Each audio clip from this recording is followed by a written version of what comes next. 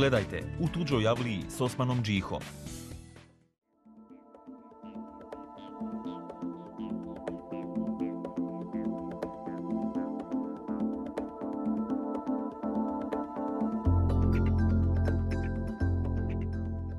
Hodajući tuđom avlijom veoma često sretnemo našeg dragog druga i gosta Hamdiju Prijića Pajdu.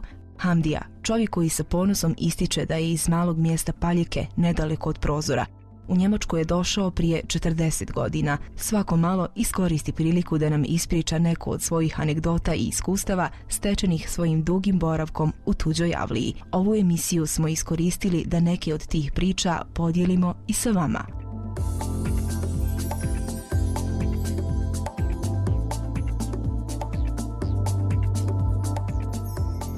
Mi se nalazimo u vašem lageru koji se nalazi u Bad Cannstatu. Došli ste u Njemačku prije 40 godina. Jeste. Pamtite li te dane? Kako ne pamtim? Herceg vas da ne pamti. Gdje ste to našao? Jeste došli na neku preporuku i sami ste se odlučili idem u Njemačku da nešto zaradim, kupim princa i vratim.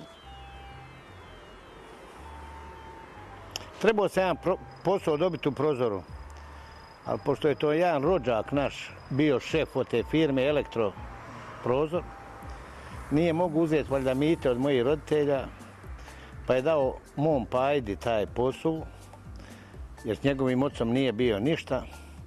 I onda meni nije preostalo, jer jedino radno mjesto bilo u Prozoru to kopanje za stubove i rupa.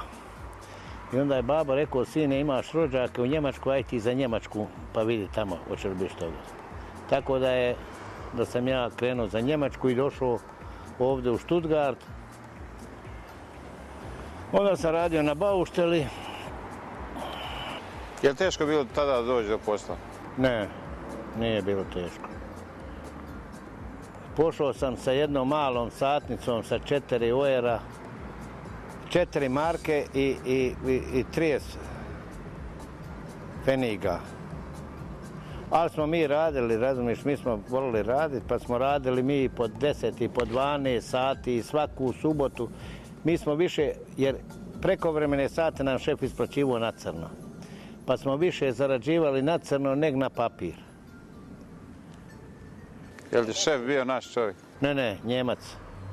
Iz istočne Njemačke je pobjegao, migrirao ovdje. Bio dobar čovjek. Volio je da se radi, vazda je gonio, ja sam puno od njega i naučio što se tiče toga posla i toga.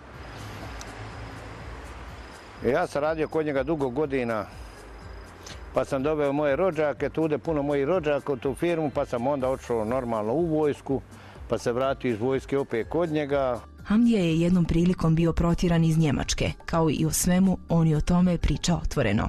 Zbog čega su vas protjerali iz Njemačke? Rakija. Pa sam onda došao da bi dobio papire, morao u jednoj fabriki raditi 6 mjeseci, tvornica televizora. Onda sam otišao opet kod tog šefa, radio jednu godinu dana, onda sam našao u Esslingu neku drugu firmu, pa sam tamo radio 4 mjeseca. Onda sam došao u Untertirkheim u jednu firmu, tu sam radio 16 godina kod toga gazde. Bio sam jedan od glavnih ljudi u toj firmi, a vazda sam pomalo radio i na crno. Tamo bi neđe napravi neku garažu, negdje neki dimnjak, vazda negdje nešto ozida i tako. Onda sam se sa tim šefom, ovim sinom, nešto došao do prepirke i onda sam ja rekao, neću više, sad ću ja sebe otvoriti. I otvorio sam firmu prije 25 godina i tako, eto, poslujem, radim pošteno, zaradim i ja i radnici zarade, imam između,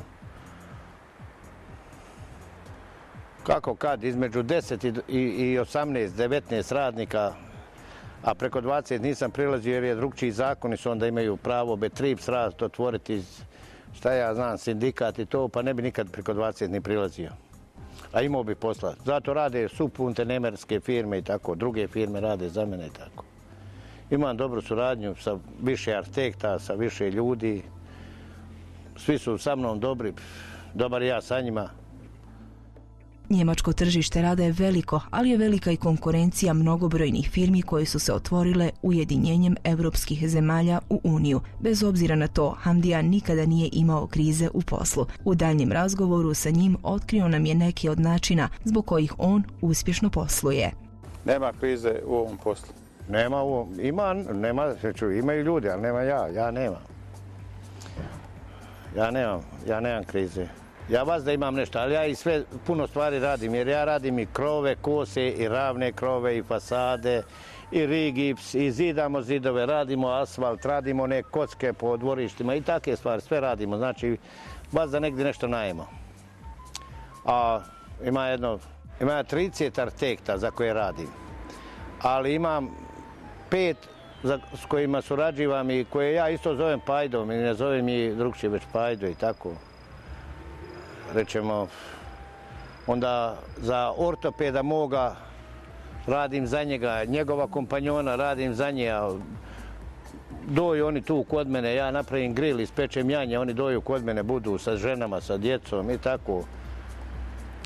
Ima puno ljudi, sa puno ljudi radimo. A ima ovo arhitekti, imam ja svaki dan pisanja, radim za grad, radim za Hausverwaltunge i privatne kuće radim i tako. I onda je od preporuka puno. Ne radim za naše ljude, malo sasvim za naše ljude radim. Ne radim, najviše za Njemce radim. A sa strancima je malo više problema. Zbog čega?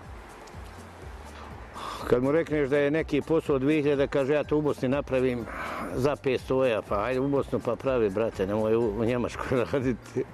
A ja, tako je, znaš, naši su ljudi taki i onda kad napravi ili nema para, ili ovo, ili ono, zato ja ne volim petljaniju, ja volim pošteno napraviti, pošteno naplatiti i to je to. Ko su ljudi koji su zaposleni kod vas? Pa najviše je Bosanaca. Imamo sestre sina, imamo moje amidžične sina. Oni su glavni u firmi, jedni od glavnijih od ljudi. Oni vode svaki kolonu i ako ja nisam tude, vode o firmi računa, jer oni su jedini tude.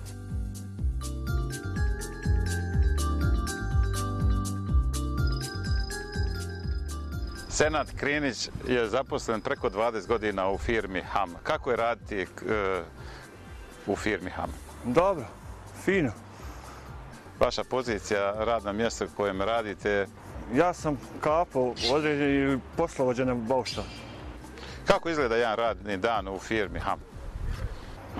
Pa, počinjemo u 7:30, završavamo do 4:30, a inače radimo normalno, konstantno, čitav dan, normalno 8 sati. Imam svoju kolonu i radim sa svojom kolonom. Koliko ljudi broji ta kolona? Imam ja još 3 čovjeka. Šta je vaš zadatak ovdje danas? Danas radimo uprise, to jest dižemo staru izolaciju i stavljamo damšperu, prvi sloj. Jeste zadovoljni sa radom u firmi HAM? Jesmo, naravno da jesmo. Jer ja sam u ovoj firmi 21 godinu.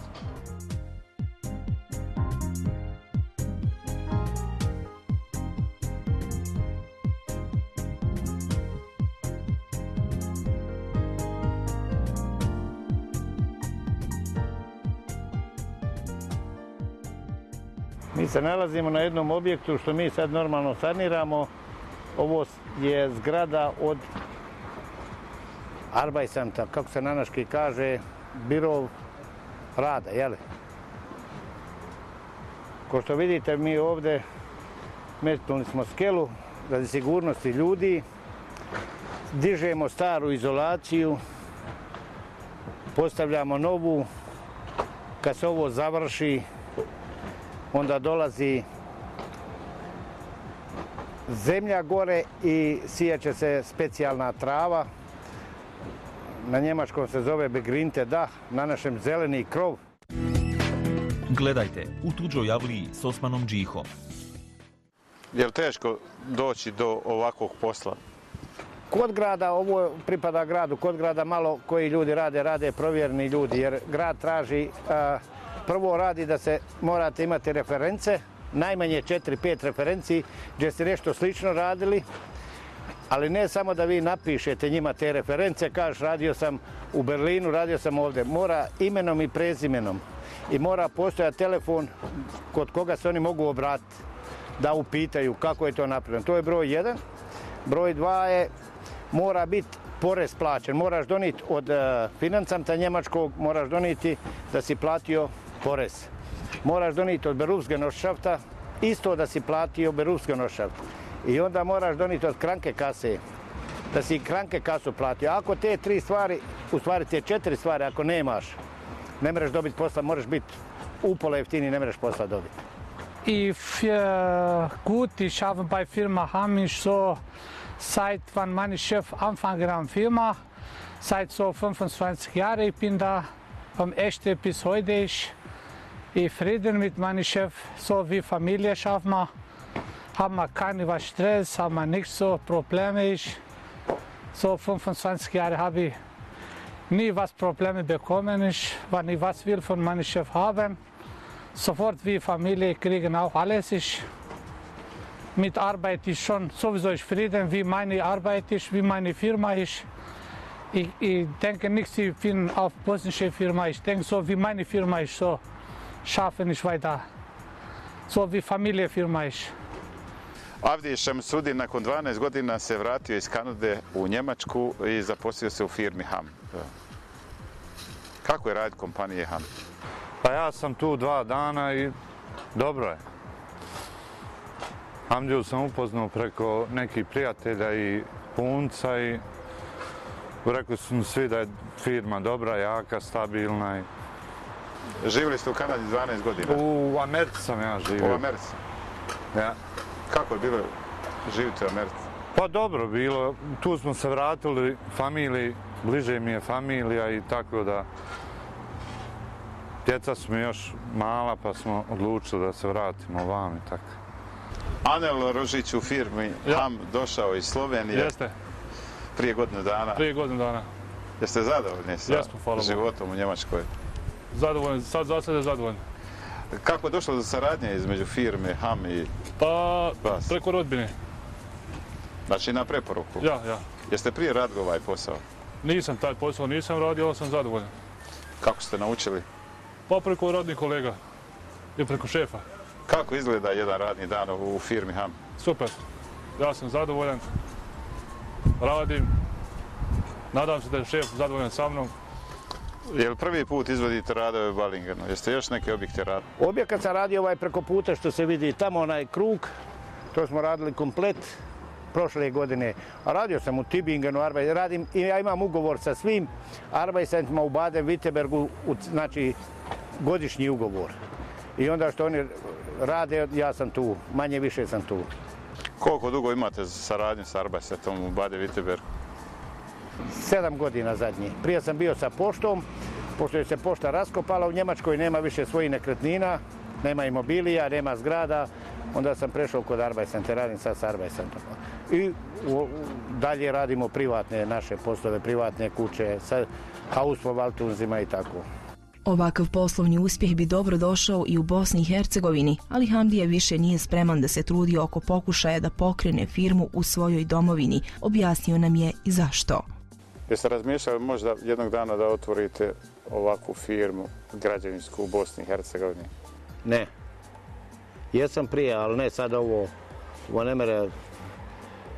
To oni, ne mere, to kod nas ne mere. Ne merem ja taj mentalitet sad više naučiti, ja sam 40 godina ovdje, ja imam drugi princip. Ja platim moje i nikome ništa ne dira.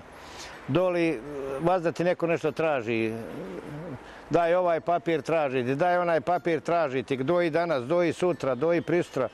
Nema od toga, to nisam ja naučio. Ne bi mogo doli ja raditi. I ne merem ni ja, imam ja brata i njegov sin imaju u Švicarskoj isto jaku firmu, ali i brata u Bosni imamo. Mi bi mogli raditi, brat bi mogli mi nešto raditi. Bi u Bosni mi rado napravili, ali ne na ovaj način.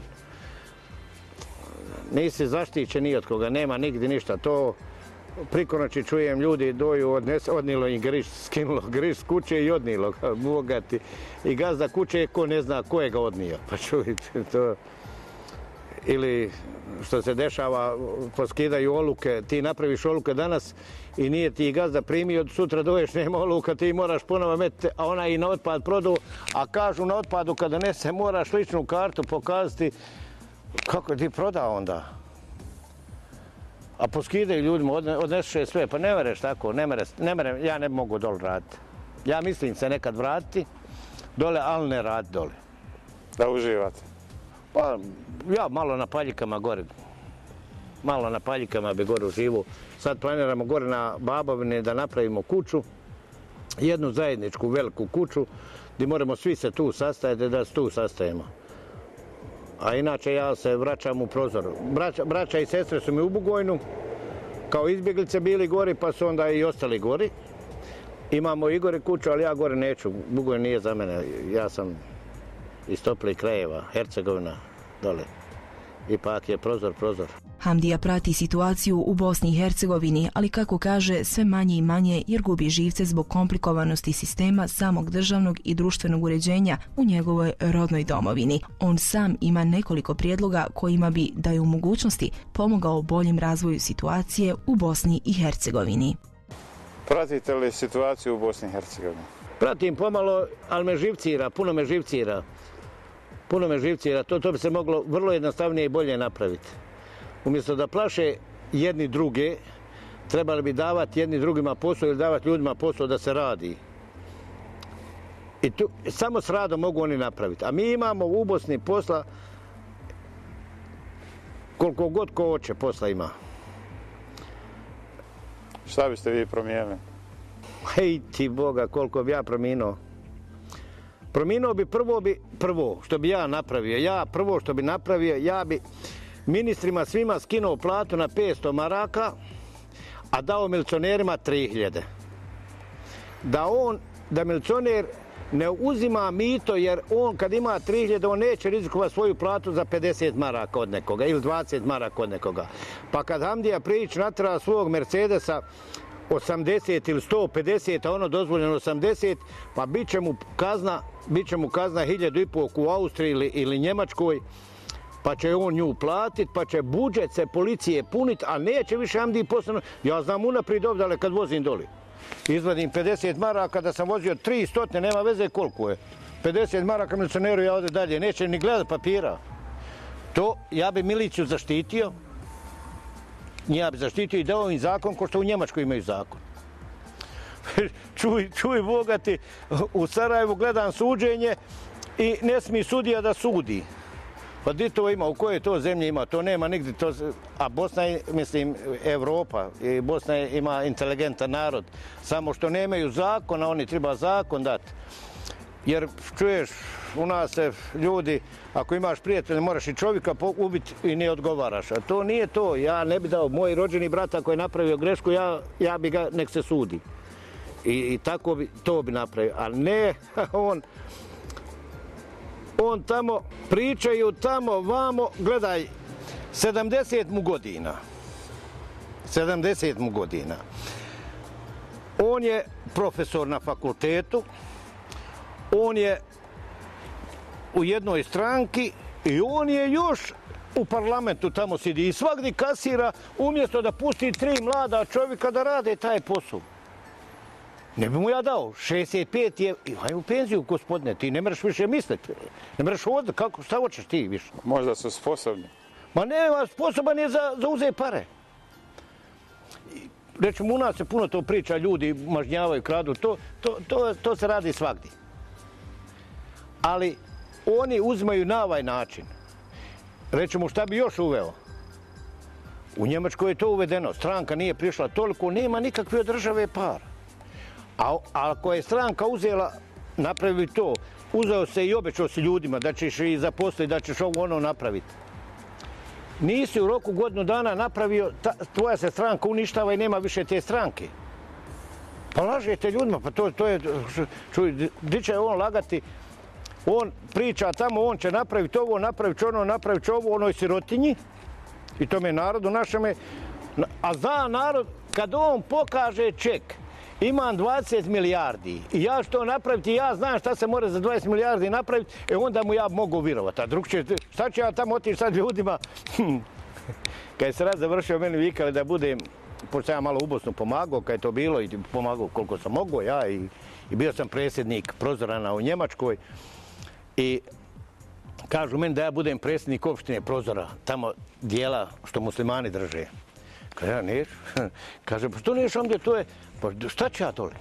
Da ja dojem, ja imam možda pare za 2 kuće, 3 da napravim ljudima. Ja mogu dol doći, izaći i kazati ljudima, čuješ, ja imam toliko para, ja vam mogu obećati da ću vam ja napraviti 3-4 kuće za te pare što ja imam. Ali ne mogu ja uprazno pričati, ko će meni dati te pare da vam ja napravim kuće? Otkud meni to? Otkud ću ja? Tamo pričaju, fabrike će oni otvarati, oni će praviti ono, oni će ovo. Ne trebaju oni fabrike otvarati, oni trebaju zaštititi našu poljoprivredu, naše stočarstvo zaštititi. On jednostavno kaže, ne mora on zabraniti uvozinu. On mora zabraniti da ne mere što se koncentratom hrani stoka, ne mere se prodavati to mjesto na našem tržištu. Ako uvoze ovolike jabuke, on kaže jabuka ne mere više biti od promjera, rećemo, buban 5 cenata. I ne treba on zabraniti, neko on napravi da je jabuka 5 cenata, neko uvozi. Ili kruška, ili sir. Ja ne smijem ponijeti u Evropu komadić sira našega, primjer. Mi sam ga željan, ima sira i ovdje, ali eto, volio bi bosanski, baš prozorski. Ja ga ne mogu ponijeti, on mi ga uzme i kaže, anamo ti čista, baci ga. Ili suho mesa. Ja ga jedem i kaže, baci ga onda, pa da ga on posle uzme, da ga on prodaje. Jednom sam puta to napravio, pa se vratio na bosku granicu i dao im. Evo vam ljudi, mesa, uzmite, a neće ga Hrvati dobiti. Ili ne Hrvati, ili Slovenci, ili nema veze ko. Nu baci. A on uveze sve što ne valja, on uvozi dole, nikoga ne kontroliše. Šta ću što? Mogu i rade, tako i to. I onda što bi još, mislim, ja bi u svakom slučaju ovaj autoput napravio do Neuma i u Neumu bi napravio luku za Bosnu i Hercegovinu, da se ne moramo ni Hrvate ni Crnogorce moliti, već imamo svoju luku, imamo autoput, pa bi i drugi bi možda tuda vozili, jer bi im bio najbliži put za Evropu, taj. To bi isto napravio, mislim. I tu je posao za ljude naše. Hidrogradnju bi podigao da bude hidrogradnja kao što je bila, da bude bosanski gigant, a ne mereš nijeno raditi što oni dole rade. Kaže, daje posao, ponudu. Tender, ili kako se kod nas zove, tender, jel? I sad on daje tamo. Ali kaže, moraš mi donijeti 5 poslova da si vaki radio, a ne brojiti se prije rata. Čuj, otkud to? Ako si radio, nekada ona je radila, hidrogradnja radila, sad ne daju hidrogradnji posla. Hidrogradnja sad radi za druge firme koje nisu ni postojale, ni znale da to ima. Ni znale kako se to radi. Ja znam ljude koji te vode firme, ja ih znam, bili su ovdje u Njemačkoj. I znam kako su došli do, ali nije to važno. Ljudi se snašli, zaposlili ljude i nek rade ljudi. Ali nije u redu da hidrogradnja tako propane, jer je hidrogradnja je bila najjača jugoslovenska firma, ne bosanska, jugoslovenska. Nju bi podigao i dao bi joj to da rade te putove, da rade, oni imaju iskustvo, oni to znaju i njima dao, a ne vama davati ljudima, to se samo, šta je, ne znam, ne.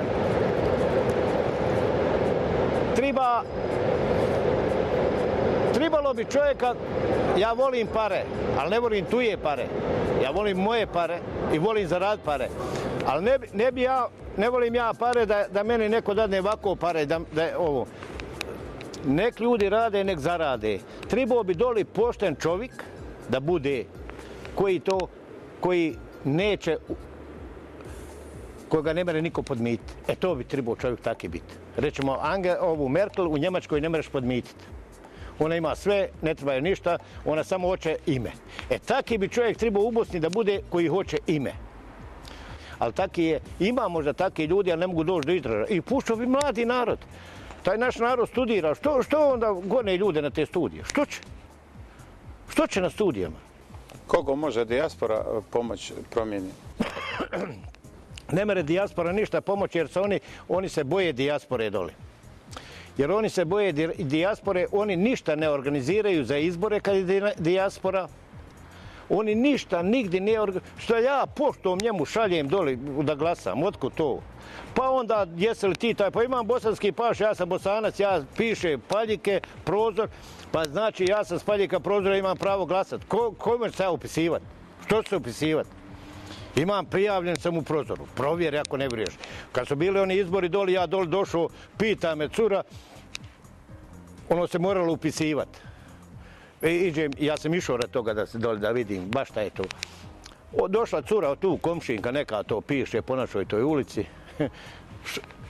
Oni pitaju mene imam li ja lift u kući, s čim sam ja kuću zidao, kako sam sve tebe briga, kako sam ja kuću zidao, ja sam prozorak, ja hoću glasati za kog ja hoću i nema tu, koja je tu priča. Sole, da što više zamotaju, da more narod više motati, da on ne zna ni šta radi, ni kako radi, već da mu doje na ruku. Meni čovjek neki dan priča, kaže, glasali doli i kaže, ima neka pjevačica Plavšička, jeli? Prvo ono glasanje. Kaže, ona dobro, onako ja za nju odmah vidio nju, za nju i kaže, i za onoga što piše u Sarajevu, one pjesme, Gljivu. Kaže i Gljivu, ja i njega napisao. Ne znam, kaže, šta ja znam. Jedan Hrvat, ozbiljno ovdje, prije 3 dana mi to čovjek priča. Kaže, ja mislio ona dobra. Kaže, kad ona bila, što iskonjica čovjek. Tako oni zamute, ti ono razmiš, pa napravi, vrate, da se glasa, ako se u Njemačkoj glasa, ima svak pravo poslat, glasaj. Jedne godine smo glasali ovdje, borili se, onoga su našega konzula skinuli raz toga što je on ovdje organizirao da se ovdje glasa. Koliko smo mi napravili onda? 8.000, ja mislim, prijava i ono napisano u konzulatu. Baš rahmetli moj zet to pisao i radio i oni ga skinuli ovdje, Pašća. Skinuli ga što je on to radio tude. A to je njegov posao. Onda to ti je jedna stvar. Druga stvar, i ti konzuli ovdje se ništa ne interesuju. Svi se nešto imaju neko pravo i nešto govore. Ovi ovdje naši doju samo da potpiše pasoš i tu izležava. Ja nemam pojma šta, ništa ne rade. Oni bi trebali malo da povežu naše firme sa Mercedesom, bar sa Stuttgart ovdje, s Mercedesom, s Boschom, sa Siemensom, s ovim, s onim. To je bilo povezano. Mi smo radili za Mercedes blokove u Brčkov, što i ne bi mogli ponovo raditi. Ljudi znaju. Ali nema to niko interesa tude. Mogla bi poljoprivreda kod nas i dalje napredovati. Mogla bi. Što ne mere napredovati? Pa i u nas je i sada janje 150 maraka, to je 100 era. Ili 150 era. Pa nek drže ljudi ovce. U našem selu bilo prije 5.000 ovaca, sad nema ni jedne. Ima jedan čovjek kozu. Sve, nigdje ništa. Rekao si danas pričao na Uzdolu tamo kod nas, jaje u selu košta, gdje je nekada prije rata išlo 750 djece u školu, sada jaje košta 1 marku, 1 jaje. Na selu. Nema nigdje ništa, neće niko ništa da radi. Nema krave nigdje, nema ovce nigdje, nema konja, ništa nema nigdje. Šta će? Gledajte U tuđoj avliji s Osmanom Džihom. Šta bi poručili mladim ljudima u Bosni i Hercegovini? Mladim ljudima bi svi koji imaju više škole završene, ja bi im preporučio da idu i da glavni grad stopiraju. I nema više tako. I sad ne glasaju, brate, za čovjeka mlađeg. Što ne otvore sebi stranku, neku mladi čovjek da stude mladu neku stranku i da neku perspektivu oni izmisle. Oni su sposobni. Mladi ljudi bi trebali uzeti, trebali bi Sarajevo zatvoriti, trebali se ili svoju stranku, pa sad kad bude glasanje, svoju stranku i ove donijeti zakon, prvi zakon, 65 godina se mora ići u penziju, nema primanja preko rođaka, nema ispita, oni što su uveli na fakultetima u Sarajevu prijemni, to nema ako je dijete sposobno, ima dobre ocjene, nek ide, nek studira, a oni su uveli taj prijemni da bi mogli kasirati, šta ja znam, kasira se da se upišeš na medicinu do 10.000 maraka. Ti dekani to kasiraju, ja znam. Profesori dolaze sa tom omladinom, rade svašta. Rećemo slučaj, gdje sin od mog brata ide na fakultet u Mostaru. Kod profesora 75 učenika na ispitima. Sve i 75 propalo, ja nije ispit položio. Pa treba od toga profesora ubiti. Šta si učio? Pa šta si učio? 75 učenika ima i 75 propalo. Nijedan nije dobio pozitivnu ocjenu. Pa treba tog profesora ubiti, trebali su roditelji od te djece otići pa ga ubiti. Šta mislite, je li do profesora? Pa do profesora, normalno. On doje i nekad mu se radi, nekad mu se ne radi. I on šnjira tamo. Ja nisam smio reći tome sinu od mog brata. On ima 160 kg, pa je do 2 metra i 10 visok, da sam mu rekao da ga uzme, da ga baci u Neretvu. No, pa dobro, daj. I gledaj još jednu stvar, ne dati tvoga onoga da ti vidiš jesi li položio, nisi ti, možeš, oni to mogu kod kuće na kompjutoru i provjeri je li položio, je li zadatak i ne dati toga, te tekstove, ne dati on u ruku. Pa di to ima? To nema nigdje. Ovdje naši ljudi svi sa vrlo dobrim ocjenama završavaju fakultete. Koji je god pošao na fakultet, svi završavaju dobro. Idoli ljudi završavaju, naši su ljudi pametni. Samo eto tu omladinu su utukli i sad omladina nema nigdje, ovi se stari uvalili, stari samo gore režiraju ovako. Sad su SPD, sad su HDZ, sad su tamo u SDA, mijenjaju kako se god stranka mijenja i on se mijenja. Isto Vuk. Ne, to nije dobro. Nije dobro, ja mislim da nije dobro. I ne znam šta bi im poručio. Poručio bi ja omladini da omladina se bori. Samo da se oni bore. Jer nisu oni džaba školu učili.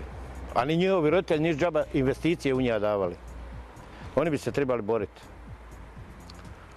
I onda bi mogli otvoriti, mogli bi Bolanone otvoriti. Imaš te i posla po Bosni koliko god hoćeš. Ima.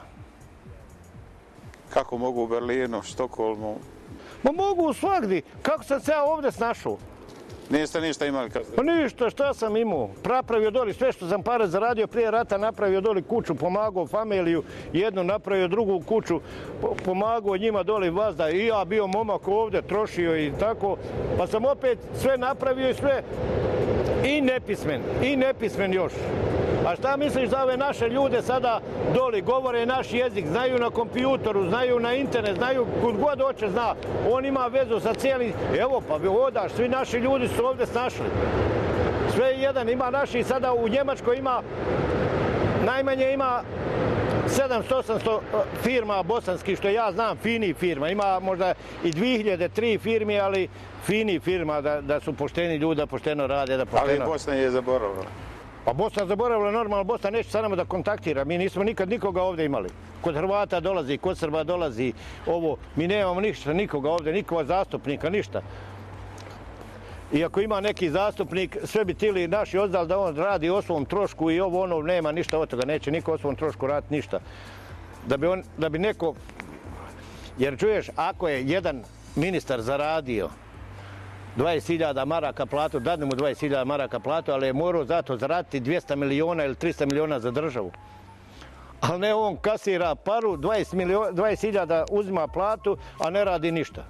More kad hoće izaći iz parlamenta, jesi vidio, u parlamentu je on upisan, a nema i u parlamentu. Ima i 100, a ima i 10 sjedi. Da more napustiti sjednicu kad hoće, da more ovo, pa nema to. To nema nigdje. Ne, to nema nigdje u svijetu. Onda voze se u tim skupim autima, nek zaradi pa nek sebi kupi auto. A ne, oni tamo kupuju auta po 200-300 hiljada maraka, a sirotinji vamo, onaj što je izgubio za tu državu i nogu i ruku, njemu neće da dadnu ni ono od 5.000. Ma ne mere, to je nepravda. Gdje god nepravda nema tude, ne mere se tu daleko. Gospodine Prijiću, hvala vam što ste bili gost naše emisije. Hvala i vama. Imate nekog pozdraviti na kraju? Pa imam sve priče u Bosni i Hercegovini i sve Bosance i Hercegovce, cijelom svita, širom cijelog svita. Hvala još jednom. Hamdi i njegovoj porodici želimo mnogo uspjeha u narednim poslovanjima. Nadamo se da će neko čuti i razmisliti o stavovima ovog uspješnog Bosanca i Hercegovca koji svojim trudom, iskrenošću i jednostavnim poslovnim potezima već 40 godina uspješno posluje u Njemačkoj. Toliko od nas iz Tuđe Avlije. Budite ponovo sa nama i naredne nedjelje na istom kanalu u istom terminu.